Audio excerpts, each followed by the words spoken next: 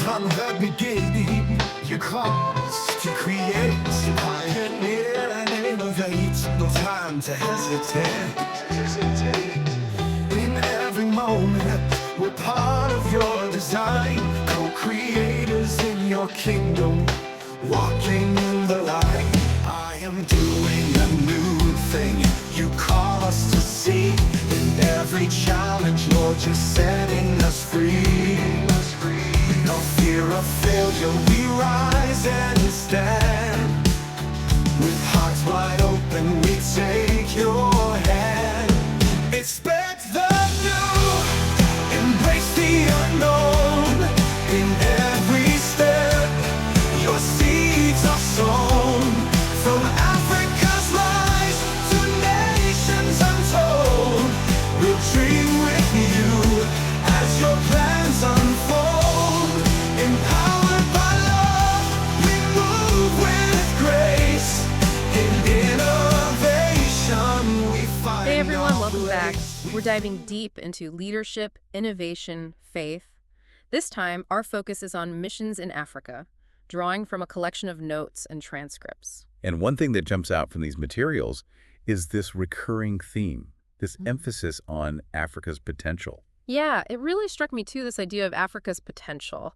And not just the continent's resources, but its people. You know, the creativity, the leadership, the incredible growth of Christianity there.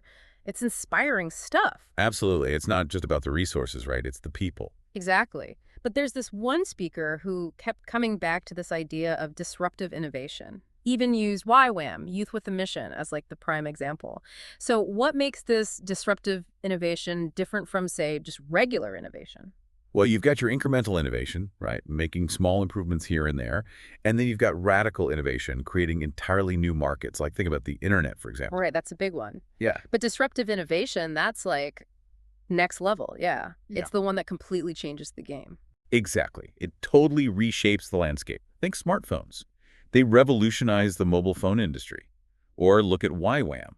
They disrupted the traditional missionary model by opening doors for folks from all walks of life, no matter their background. It's amazing how YWAM empowers architects, artists, even cowboys to use their skills in missions. But there's this tension in the source material, too, this idea that success can sometimes, well, stifle innovation. Yeah, success can breed complacency. You get comfortable and risk becoming stagnant. Think Kodak. They were so focused on their film business that they completely missed the boat on digital photography. Ouch, what a cautionary tale, right?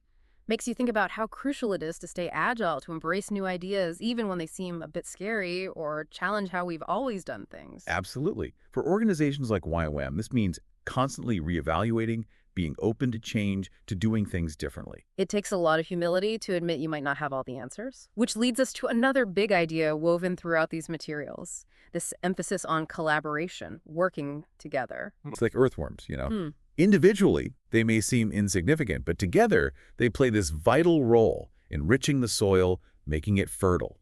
Innovation thrives in the same way, bringing diverse talents and perspectives together.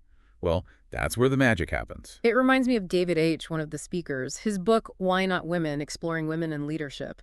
It all started with a simple question he posed during a lecture. What parts of the Bible wouldn't make sense if a woman wasn't part of the story? It's remarkable, right, that one question sparked this years-long deep dive into ancient texts. Over 400 books by Greek and Jewish authors uncovering this wealth of historical and cultural context. Wait, over 400 books? That's serious dedication. Absolutely. But what's really amazing is that through this deep dive, he unearthed over 700 Bible verses that highlight the significance of women in these incredible ways. Wow, 700. That's amazing. It shows that innovation often comes from simple curiosity, from asking what if and venturing into uncharted territory. And David H. really embodies that spirit of inquiry. His work on the 4K Maps project, that's another prime example. He was determined to categorize unreached people groups based on their population size. Yeah, he'd practically camp out in the library for a week every year, absorbing all this information, searching for a solution. And that persistence paid off. The 4K maps offer this entirely new way to visualize and approach global missions. It's remarkable. And then there's his work on the Unicode writing system. Right. Talk about a game changer. It's a completely new way of approaching writing that has the potential to impact literacy rates for literally billions of people. It's amazing how he combined his passion for languages with this drive to innovate and created something with such a massive potential impact. But even with the Unicode project, it wasn't a solo effort, right? Collaboration played a key role. Oh, absolutely. He worked with language experts, spent years refining the system. He even credits, divine inspiration for helping him overcome a major obstacle in the development. Speaking of drawing inspiration, another speaker, Jonathan Hamilton, shared some amazing insights about finding creative solutions by looking at nature. His work is fascinating. He observes the natural world to solve really complex problems. Like, he's studying how trees survive in semi-arid conditions to develop these bioadaptive supplements that could help farmers grow more food. It's like he's saying, hey, nature's already figured this out. Let's pay attention and learn. Which brings us to something really crucial that runs through all these stories. Faith. It's not just about innovating for the sake of it, but about making sure those innovations align with God's heart. You got it. One concept that kept coming up was shima, the Hebrew word for to listen or to hear. But it's not passive listening. It's about actively seeking God's guidance, understanding his heart for the world. It's about quieting ourselves, our own agendas, our ambitions, so we can actually hear what he's saying. Exactly. And intertwined with shema is this really profound concept of hesed. It's one of those words that's hard to translate, but it speaks to God's deep, unwavering, merciful love, a love that gives without expecting anything in return, a love that's, well, it's not something we earn, it's freely given. Wow, that's a powerful thought. But how do we even begin to grasp that kind of love, let alone live it out? We're just human, right? It's a lifelong journey, for sure. But I think it starts with understanding the balance between justice and mercy. We see this tension all over the Bible, don't we? Take the story of Jonah. He wanted justice for the Ninevites, plain and simple. He was ready for God to, bring down the hammer. And let's be real, the Ninevites weren't exactly known for being the nicest folks around. True. But God, in his infinite hesed, he wanted to give them a chance to repent. He desired their transformation, not their destruction. Which, of course, did not go over well with Jonah. Not one bit. But in a way, we can all relate to Jonah's struggle, can't we?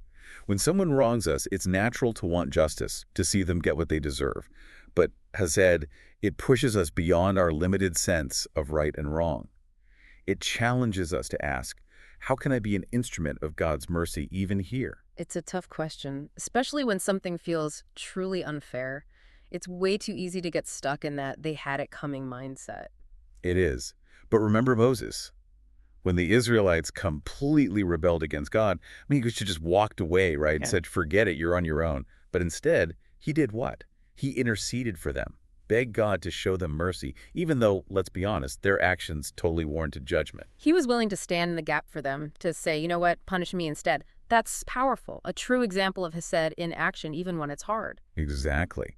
And that's what makes intercession so powerful, so vital. It's not just presenting God with a wish list. It's about aligning our hearts with his, even when it's tough, even when it hurts. Reminds me of that passage in Ezekiel where God's searching for someone, anyone, to stand in the gap for the land, to be that voice, so he wouldn't have to destroy it. And you know what? He couldn't find one. It's a sobering thought, isn't it? But it shows just how crucial, how vital our role is as intercessors.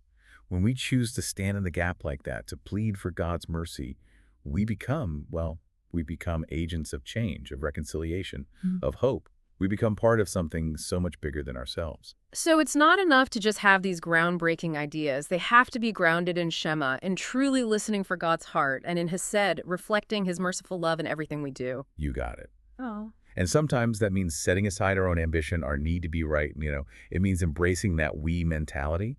Because true innovation, the kind that transforms lives, that flourishes in humility and collaboration. Remember those earthworms? Working together to make the world a better, richer place. What a great analogy. And it makes me think about David H.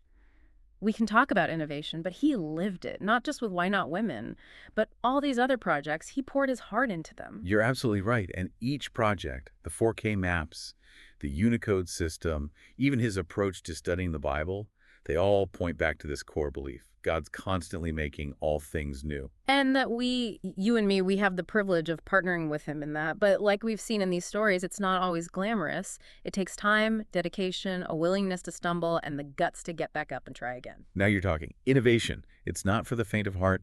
It's about leaning into the unknown, the what-if questions. It's about trusting that God will meet us there in those uncomfortable places. Speaking of uncomfortable, can we talk about that moment when David realized that his beloved YWAM, well, they were wrestling with what he called mission drift? Ah, yes. Tough stuff, but important to talk about. Remember those three pillars he kept coming back to: evangelism, training, and mercy. Yes. He talked about how easy it is for organizations, even those with the best intentions, to end up focusing on one pillar at the expense of the others, and how that throws everything off balance, leads to drifting away from the original mission. Exactly. And with YWAM, he felt like the focus had shifted away from evangelism, even though it was meant to be the very foundation of what they did. It's interesting, isn't it? You often hear people say, actions speak louder than words. Just show God's love through your actions. And while showing God's love is absolutely essential, David felt very strongly that true, lasting change came from a real encounter with the gospel. It's like that saying, you can lead a horse to water. But you can't make it drink. Exactly. It has to choose to drink for itself. And that choice, that's where real lasting change comes from. But going back to mission drift, it's not like organizations just wake up one day and say, you know what, let's ditch our core values. It often happens gradually, almost without anyone noticing. You're right. It's the small compromises, the, well, everyone else is doing it mentality that slowly eats away at the foundation. It's like that frog in the pot. Exactly. You throw a frog in boiling water, it jumps right out. But put it in lukewarm water and slowly turn up the heat. And it won't even realize the danger until it's too late. Exactly. That's why we have to constantly check our motives, our methods, and make sure they still align with what we believe, with those core values. And that's not just for big organizations, right? It's something we all need to be aware of in our own lives, our families, our relationships. Yeah, got it. It's about asking those hard questions. Have I drifted from my initial passion? Am I making choices that line up with my values, with God's heart? Because it's always easier to make those small adjustments as you go than to wait till you're miles off course and have to struggle to find your way back. You said it. And making those adjustments, it takes humility, a willingness to admit, hey, I might be wrong, and the courage to actually change direction. It all comes back to Shema, doesn't it? To continually seeking God's guidance, his wisdom, his perspective. It's like he was willing to be vulnerable with God and say, okay, this isn't working. What needs to change? And in that surrender, that's where the real growth happens, you know? Absolutely. Choosing resurrection over resuscitation, right? Yeah. Letting go of what's broken so God can do something new. It takes a lot of trust, but it's powerful, transformative even. And speaking of transformation, let's circle back to David H. and his innovations for a sec. Each project, this blend of hard work, inspiration, that divine spark and collaboration with others. It's like he took that whole concept of Shema, truly listening, and wove it into everything he did. He never assumed he had all the answers, just kept asking, kept seeking, kept listening. Yeah, like with the 4K maps. Years of research, gathering all that data, trying to find a way to make sense of it all. Then boom, the answer hits him in a flash of inspiration. It's like all that work, all that searching created the space for that aha moment. Wow. Pretty cool when you think about it. And the thing is, he didn't keep those insights to himself. He shared them, invited others to collaborate, to give feedback, to help him make those ideas even better. There's a real humility in that, right? Recognizing that we're better together, that our different perspectives, strengths, even our weaknesses, they all contribute to something bigger. Absolutely. Yeah. And when we can humble ourselves, learn from each other, work together towards a common goal, that's when real innovation happens. Just look at the Unicode project. It wouldn't exist without linguists, computer scientists, and people passionate about making literacy accessible to everyone, all working together. It's amazing to think these seemingly small things, a new writing system, a fresh way to approach the Bible, they can impact millions of lives. Talk about a ripple effect. It really is. It reminds us that innovation isn't always about the next big thing. Sometimes it's about being faithful in the small things, the everyday moments, and trusting that God can use those small acts of obedience to do extraordinary things. It's about being willing to roll up our sleeves, get a little messy, embrace the whole creative process, and never stop asking, what if? Because that one what if, that spark of curiosity, that willingness to take a step of faith, well, it could lead to something incredible, something world-changing. And it all starts with listening, with Shema. So where's God prompting you to ask what if today? What is he putting on your heart? This deep dive has been amazing. It's not just about coming up with new solutions, it's about aligning ourselves with God's heart.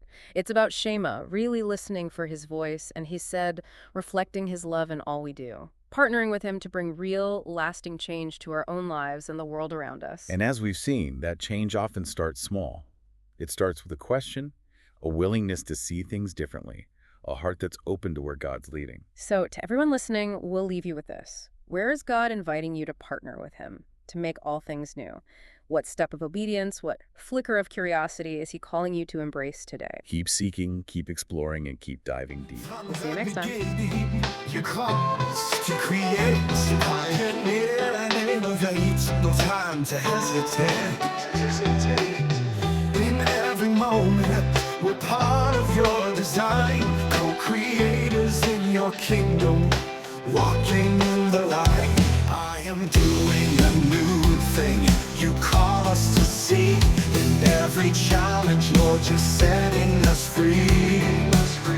No fear of failure, we rise and stand. With hearts wide open, we take your hand. Expect the new, embrace the unknown. In every step, your seeds are sown. From Africa's rise to nations untold, we'll dream with you as your plans unfold. Empowered by love, we move with grace. In innovation, we find our place. We've seen the past, the legacy that's grown. We're called to more than resting on what's known. From DTS to every field we roam, we carry your vision, making hearts our home. I am doing a new thing, you call us to see. In every challenge, Lord, you're setting us free. No fear of failure, we rise and stand. With hearts wide open, we take your hand. Expect the new, embrace the unknown. In every step, your seeds are sown. From Africa's rise to nations untold, we'll dream with you as your plans unfold. Empowered by love, we move with grace. In innovation, we find our place. We find our place. Whoa. Through intimacy, we hear your voice. In co-creation, we made the choice to swim upstream, to face the test. In every trial, we give our best. With every failure, we rise anew. For every step, we walk with you. Expect the new, embrace the unknown. In every step, your seeds are sown. From Africa's rise to nations untold, we'll dream with you as your plans unfold. Empowered by love, we move with grace. In innovation, we find our place. Doing the new thing, do you not perceive? In every heart, we dare